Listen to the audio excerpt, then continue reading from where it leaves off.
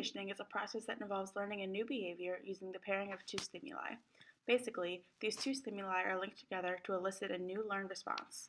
It's important to note that classical conditioning involves automatic or reflexive responses, not voluntary behavior.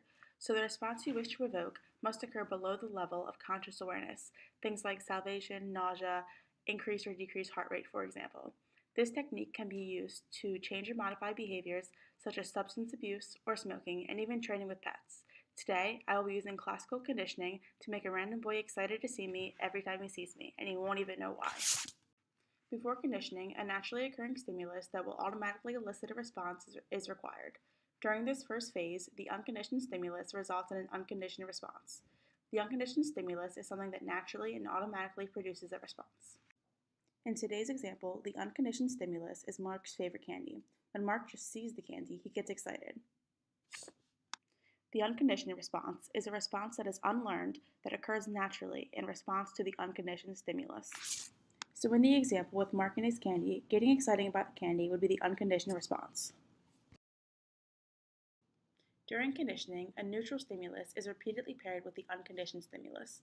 The neutral stimulus can be anything that does not normally provoke a response, like the sound of a bell or the sight of a random person. As the neutral stimulus and unconditioned stimulus are repeatedly paired, an association is formed and the neutral stimulus becomes known as the conditioned stimulus. So basically, the conditioned stimulus is a previously neutral stimulus, like the sight of a random person, which eventually comes to trigger a conditioned response. In this example, the random person, me, provides the candy. Even though I am unrelated to Mark's favorite candy, if paired together enough, the sight of me will eventually trigger the conditioned response, which would be Mark's excitement and happiness.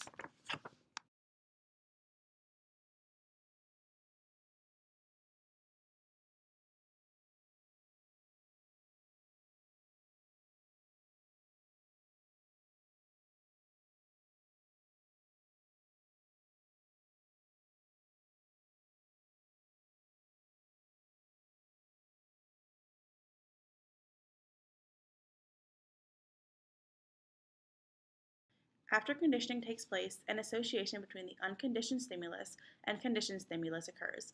Presenting the conditioned stimulus alone will produce a response, even without the unconditioned stimulus. The resulting response is known as the conditioned response.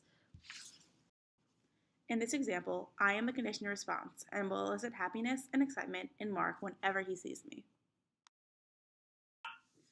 As you can see from this video, classical conditioning can be used on basically anyone, human or animal. Whenever two stimuli are linked together, the potential of learning a new response is increased. Classical conditioning can be used at home or in intense behavior modification therapies. The possibilities are endless with classical conditioning.